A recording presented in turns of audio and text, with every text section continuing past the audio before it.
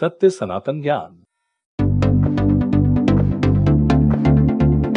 नमस्कार दोस्तों, स्वागत है आप सभी का फिर से एक बार हमारे इस YouTube चैनल पर।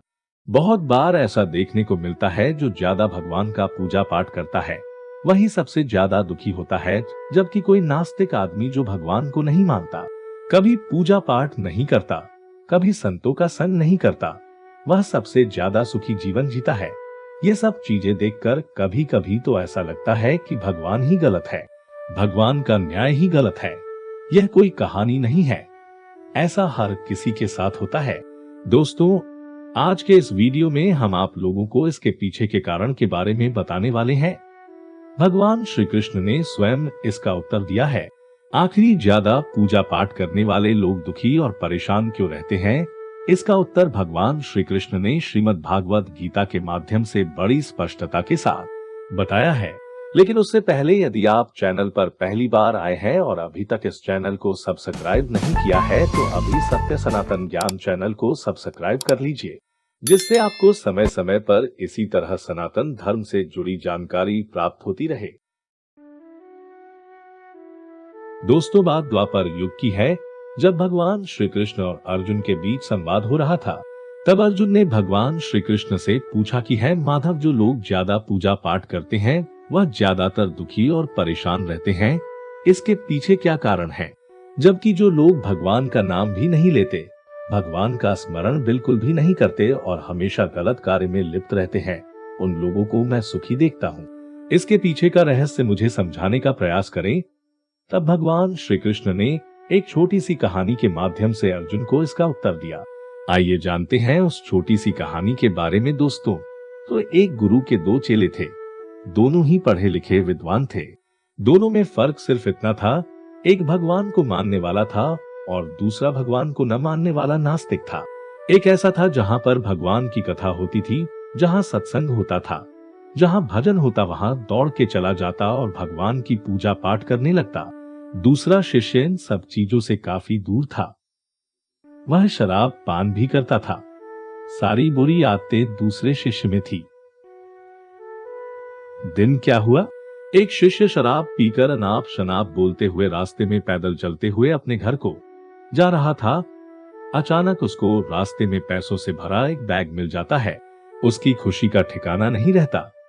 वह जोर जोर से चिल्लाते हुए सबको बताता है, मुझे आज पैसों से भरी बैग की थैली मिल गई, मेरा जीवन सफल हो गया, इन पैसों से अपने जीवन की आवश्यकताओं की पूर्ति करूंगा।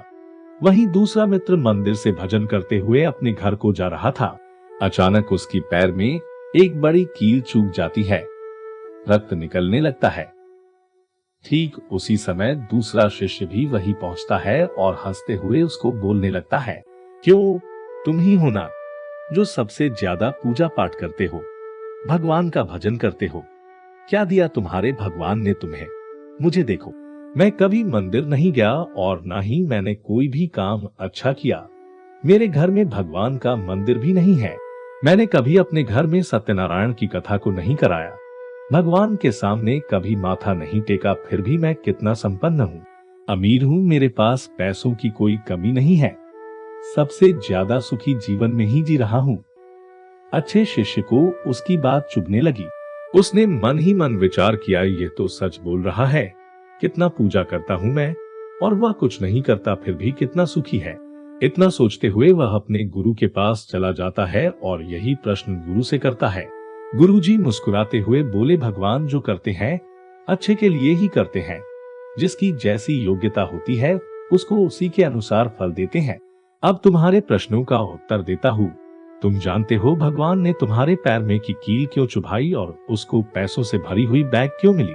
सुनो, तुमने पिछले जन्म में बहुत पाप किया था, इसलिए तुम्हारी आज मौत होने वाली थी। तुम बच गए क्योंकि तुम मंदिर गए थे, तुमने भगवान की पूजा की थी। यही एक कारण है कि तुम्हारी मौत न होकर सिर्फ पैर में एक बड़ी कील चुभी। अब तुम्हारे मित्र की बात करते हैं। पूर्व जन्म में वह एक संत महापुरुष था, इसलिए उसकी आज किस्मत बदलने वाली थी। करोड़ों की संपत्ति का मालिक बनने वाला था, मगर इस जन्म में उसने कोई भी अच्छा काम नहीं किया, इसलिए पूर्व जन्म के फल के अनुसार उसको थोड़े पैसे ही मिले, जबकि वो अरबों की संपत्ति का मालिक बनने वाला था। भगवान को दोष देना छोड़ दो, अपने वर्तमान के समय का सदुपयोग करो, भविष्य अपने आप सुधर जाएगा। इस प्रकार उस शिष्य की आंखें खुल गई और वह फिर से अपने पूजा पाठ में लग गया। तो दोस्तों, आज के लिए बस इतना ही। हमें उम्मीद है जानकारी आपको पसंद आई होगी। फिर मिलते हैं एक नए और ताजा एपिसोड में। तब तक के लिए नमस्कार।